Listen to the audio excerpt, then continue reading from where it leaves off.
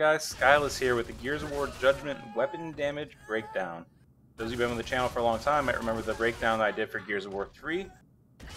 And this time around it's a lot easier for me because there are some huge changes to Judgment compared to Gears 3. The biggest of which, in my opinion, is the removal of the active reload damage boost. Since there's no such thing as perfect active reloads anymore, all the active reload does in this game is increase the reload time. There's no increased damage, no different effects, nothing like that. In addition to that, there's also no distance-based damage. From Gears 1 through Gears 3, there was this kind of arbitrary lines for close, medium, and long range, and then your weapons do different damage based on how far away they were. In Judgment, that's completely gone. You'll get the same amount of bullets to kill regardless of the distance of the enemy player. So that made testing really easy, so we went on Library, and I just went down to the bottom here where we can get a nice standard area where I can hit all my shots. So getting into the data, the most interesting thing to me is that all the weapons are actually really close to each other. In Gears 3, they were kind of all over the place because of the different damage boosts. So you'd get, like, for example, the Retro, if you hit all headshots with active reload boost at close range, you just drop people immediately. Where with other weapons, they might not have been so good close range.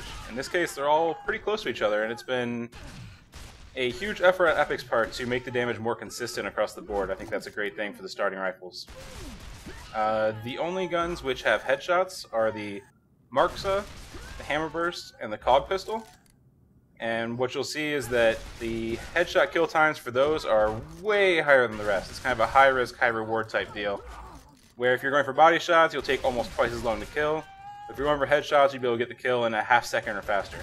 So, there's kind of a give and take there as far as where you'll be able to get the kills. And the Cog Pistol actually surprised me a lot with how fast it was. The Markza might end up being overpowered, we'll see as people get really good with it. It's only 2 headshots to kill, or 1 headshot, then 2 body shots, or 4 body shots if you go for just for body shots.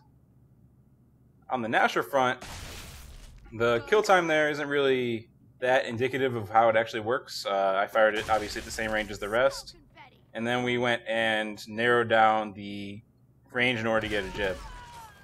So as you can see, I went ahead and found the distance, and it's actually really close in order to get a jib. And the more surprising thing is Epic actually made the sawed-off the exact same as the Gnasher this time around. The spread is the same, which I'll show you in a bit.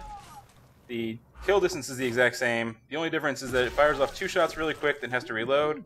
Whereas the Gnasher, you'll get a more steady fire rate, but it's not going to fire as fast. So, kind of a trade-off as far as what you want if you want to kill someone real fast, or if you want to be able to consistently dole out damage.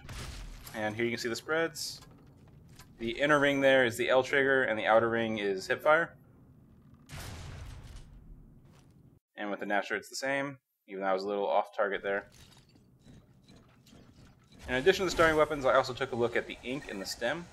Probably the most interesting thing that I think was new to the series, so people don't know about it, is the stem grenade.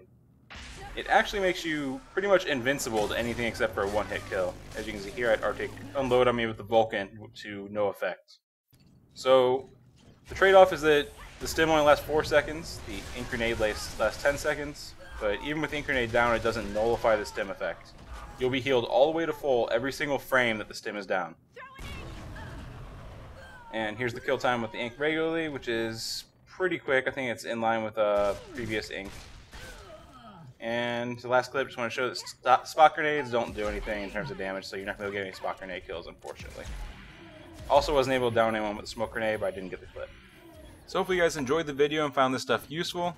As always, Epic is bound to make changes on the server side, so this may become outdated pretty quickly. Be sure to check the post date below.